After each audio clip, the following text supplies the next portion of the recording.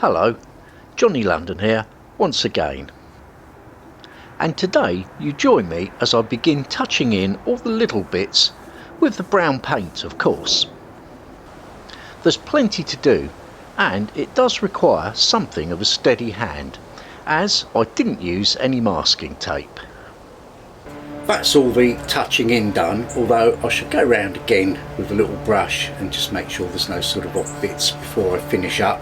Now I'm turning my attention to the shelves that I want to put in. I've got some strong brackets here for the first shelf, or possibly the first and second shelf, not sure yet, and then I might have another one or two others dotted around. But these are my main concern. They need to be quite strong, and I think because the shed wood is quite sort of, this tongue and groove stuff is quite thin, it's about 20mm. I think I'll need to put another backing piece of wood behind this bracket to sort of really get it to sit nice and strongly.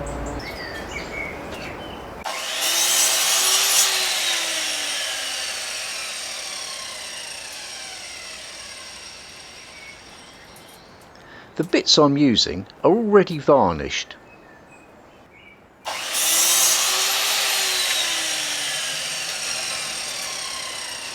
They're off my old garden bench.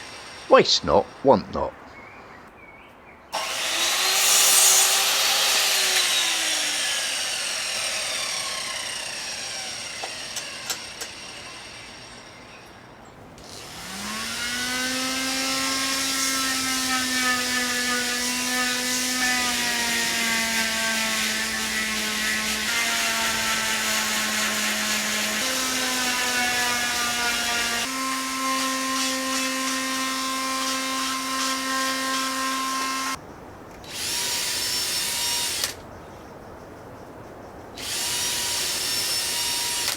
I drill mounting holes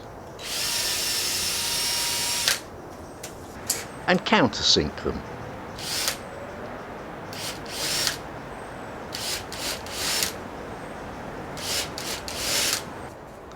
The woods are screwed to the wall,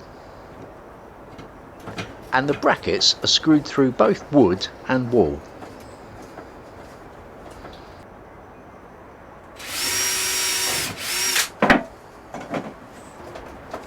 Nice and sturdy, you see. Shelves, something like that. Not quite sure how I'm going to arrange those yet. More woods soon follow.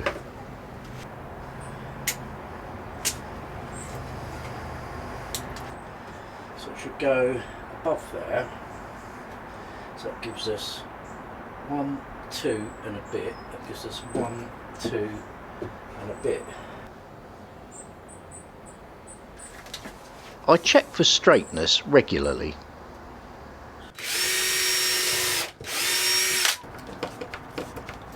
I've no more strong brackets, but I bought a bunch of these cheap ones.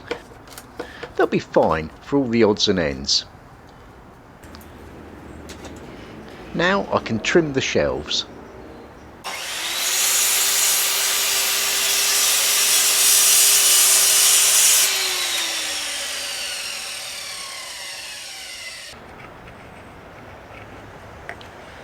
Just using this to do a sort of curved edge on the front corners.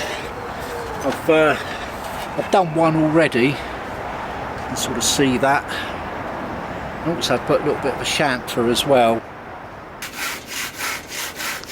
I cut the bulk of the waste off, then file the curve and the chamfer.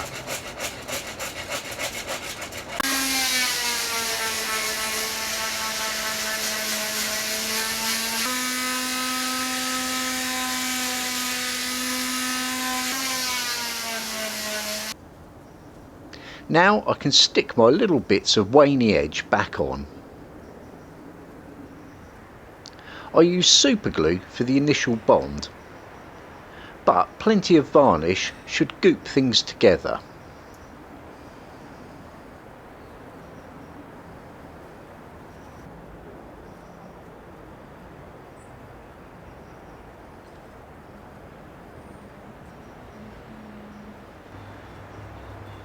Might as well use the glue now it's open. It never keeps. I get things nice and clean. Ready for some old school solvent varnish.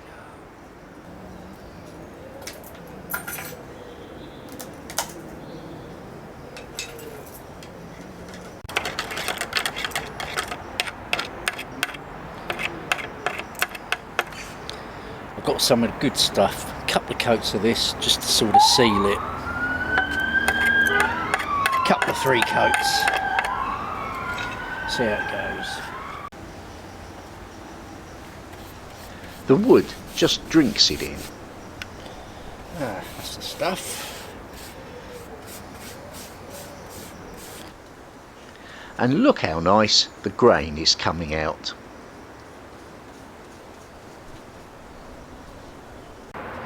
Well, so I've got all those 3 shelves, first coat of varnish. I've just popped them back in there because they were partly dry, just to have a look, but we'll save that for another day. I'm going to do the same thing again tomorrow, basically finish off touching up any bits of paint that need it, give the place a good clean out, get those shelves another coat and then fix them in properly, and if I have any time might do 1 or 2 other little touches as well, but for now that'll do.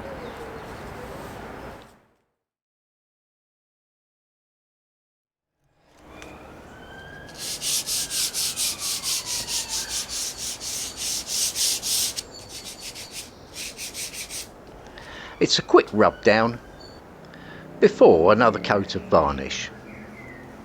It's starting to look the part now.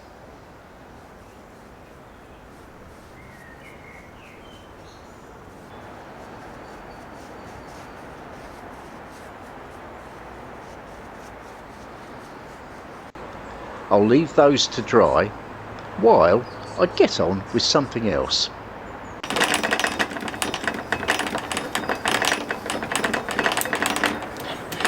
Oh, I'm beginning to get excited now. I'm on the finishing straight. I've just doing the little bits of details now. A bolt on the top there just to make things a bit sort of snug and keep things nice. And then I've got to paint the floor 1 more time and a bit more fiddling about. But I reckon come the weekend I should be sitting in there with a cold one.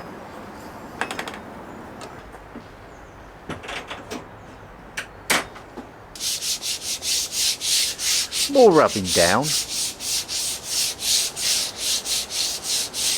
More varnishing.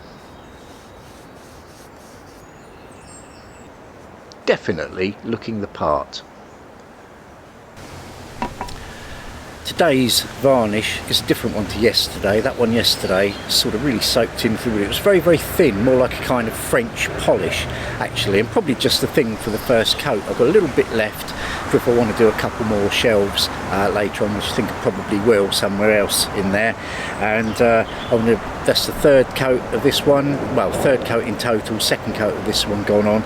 I'll see how that looks, might or might not give it another, and then we're ready to move on. But in the meantime I've got something else to turn my attention to.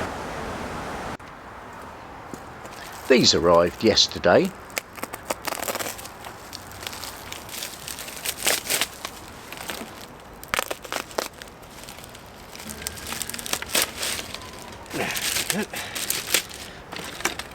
Locks. Well, hopefully these will add a little bit of extra security. They're the same ones I had on my stern doors on my narrowboat actually. They're quite easy to fit, so let's see how I get on.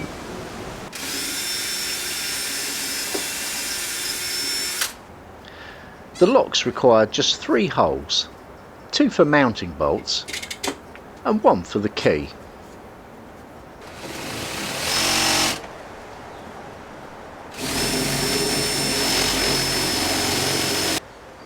And while I think about it, I'll just quickly have this little thing off of here. It's been annoying me. That's better.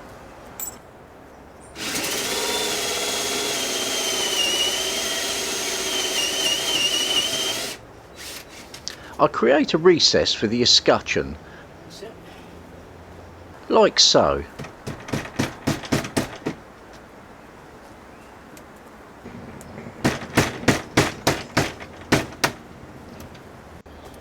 must sharpen these chisels.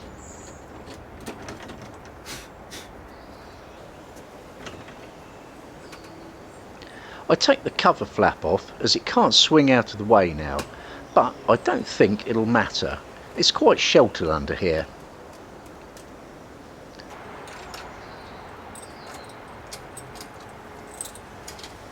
That's okay. Well, so there we are. That's one lock done and dusted. Now, when I ordered them, I did notice that the dimensions said the depth of the door needed to be, I think it was 1 or possibly 2 millimeters less. And I thought, do you know what? I'll probably just get away with that, won't I? Because the key will just be a bit close to the surface of the door, the shank of the key, and that, you know, that'll just be fine. But it wasn't. It was a few mil more than that, really. I don't think 2 mils would have done anything, because those nuts were 3 or 4 mils from fitting. So I've got a good sort of 5 or 6 mils. The way I've done it, I think, has left the strength of the door sort of intact. If I'd have taken off, say, a rectangular section at the back and sort of recessed the lock, the whole lock body in a bit, I think I would have lost some of the integrity of the door strength, you know, if I'd have taken sort of 5 mils off of that. Could have got longer bolts for the mounting, but that wasn't the issue. The issue is the keys are only so long. So the way I've done it, I'm quite happy. I've got 95% of the strength of the door still there. It's a lot better for security than it was before, and well, of course, all I've got to do now is fit the other one. These things can go too. Then it's all annoying.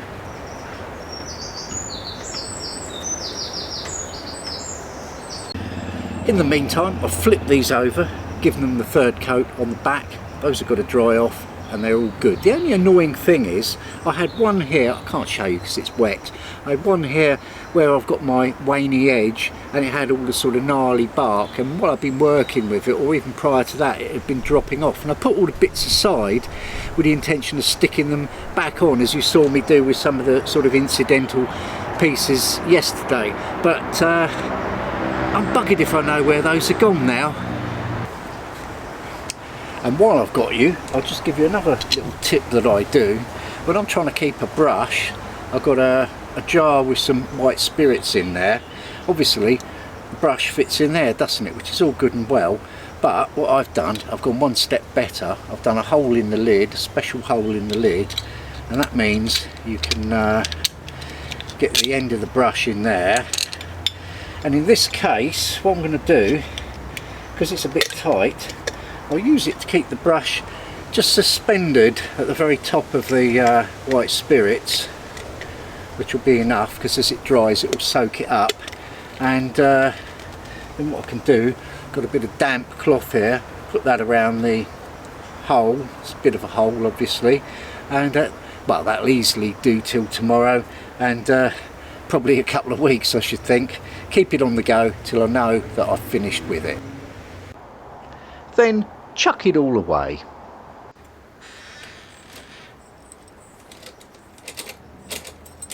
I've managed the other lock, no bother.